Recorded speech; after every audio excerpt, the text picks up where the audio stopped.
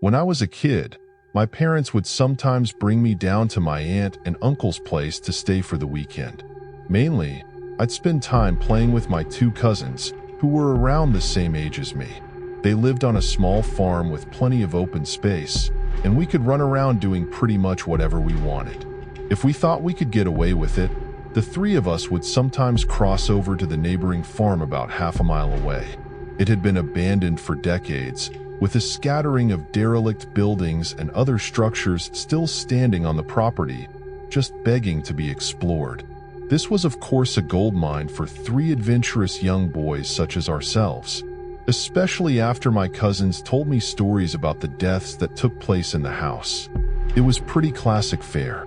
Man goes crazy, Axe murders his entire family, hangs himself, returns every night as an angry spirit looking for new victims.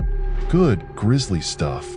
Even at that age, I knew they were probably making it up, or at least embellishing old rumors. But seeing as how the setting lent itself so well to such tales, I allowed myself to buy into it. One afternoon, we decided to play hide and seek.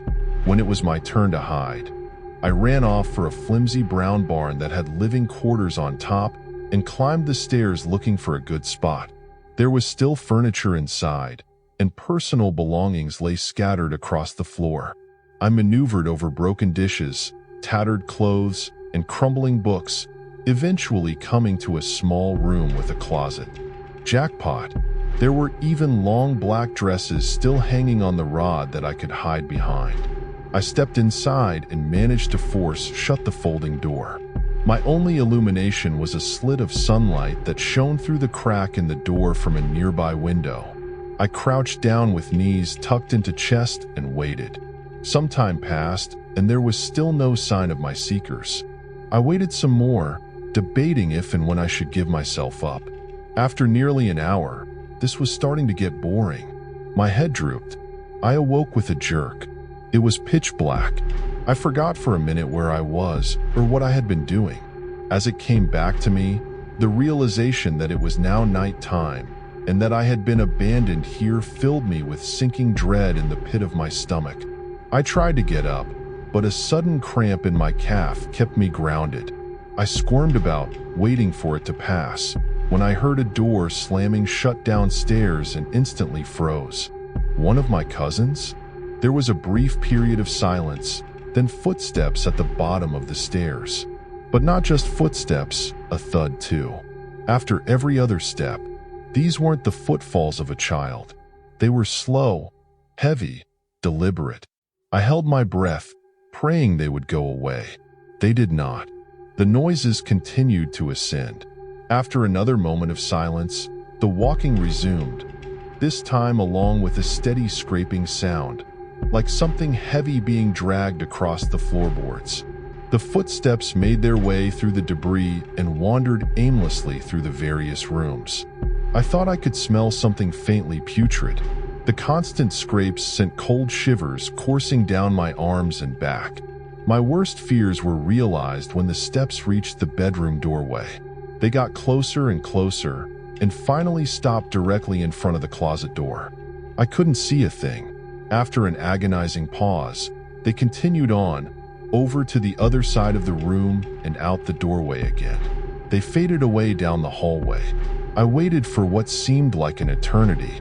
There were no more sounds now, and I was trying to build up enough courage to open the door and flee.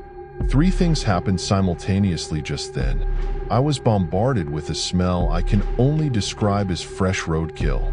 I heard raspy breathing behind me in the dark closet, and I felt hot breath against the nape of my neck.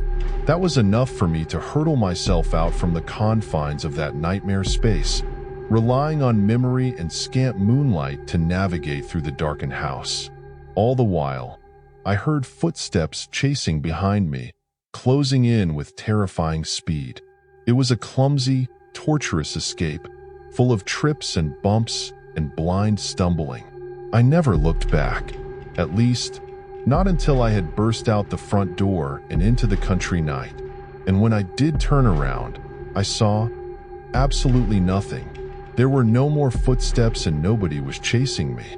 That didn't stop me from running though, all the way back to my aunt and uncle's house. There was a police car in the driveway when I got back.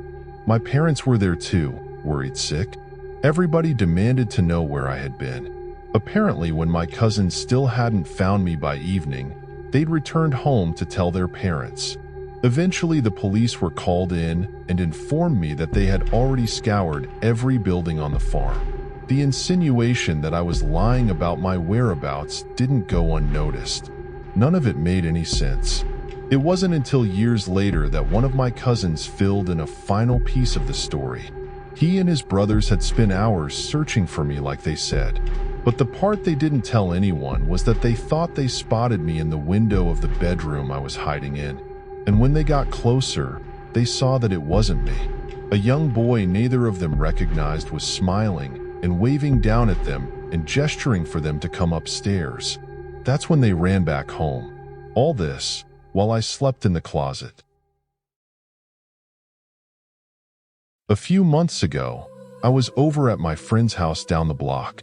In fact, that's where most of my friends on the block actually are.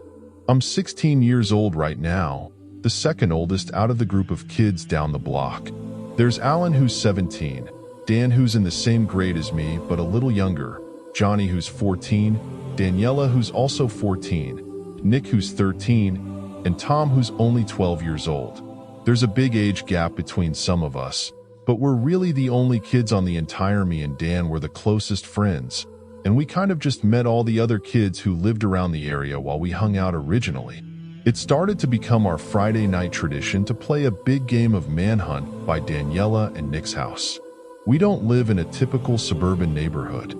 Our area is a lot more spacious and overall has a lot less people and houses. And for that reason, there wasn't a lot going on in our area, but it also made the game that much more fun. It was our turn to hide first.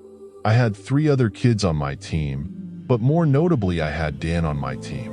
Me and Dan both went next door to Mr. Nelson's old house. He was an old man who passed away a few years ago, and since then no one has bought the house, leaving it vacant and a perfect property to add space for our game. Me and Dan went to the back section of the property by the lake, where we found a perfect hiding spot in some of his bushes. Dan, however, wanted to try something crazy and entered the vacant house through a sliding window, so I waited alone in the bushes. The goal of the game was to get back to Nick's house, which was always considered home base. A big part of the game is waiting. I was in those bushes for like 5 minutes until I finally saw 2 kids from the other team entering the backyard looking for us. They were making a lot of noise, making their presence known. Once they left, the 2 of them continued even further down the block, giving us the perfect chance to run. I looked around at all the windows of the house hoping Dan would be standing near one of them for me to wave him on. And when I looked up to one of the upstairs windows, I was relieved to see his head looking down to me. I waved him on, letting him know it's time to go, but he didn't move. Now I wasn't sure if he could see me. I went over to the window that he entered through, opened it, entered the house, and yelled up into the house calling Dan's name. I'm not even exaggerating when I say I felt like my heart stopped when I heard Dan's voice only a few feet away from me saying, "Dude, sure." I asked him how he got downstairs so quickly, and he just looked confused. He then told me he was sitting down here this whole time. At that same moment, we both looked up to the ceiling as there was a creaking sound coming from upstairs. We both hopped back out the window and ran back to Nick's house, where we called the game off. We went to ask Dan's dad if somebody had moved into the home, but he was positive that nobody had lived there for 3 years. Me, Alan, Dan, and Dan's dad all went over to the house, where we entered the same way we had earlier. Dan's dad was familiar with the house, as he used to be good friends with Mr. Nelson.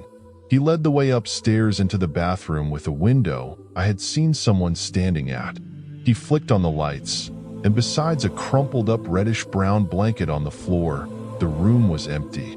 We went through the entire house and found nothing. Dan's dad really didn't know what to do from there, so he just said if any of us, including him, ever see anything or anyone in that house, we would report it to the police immediately.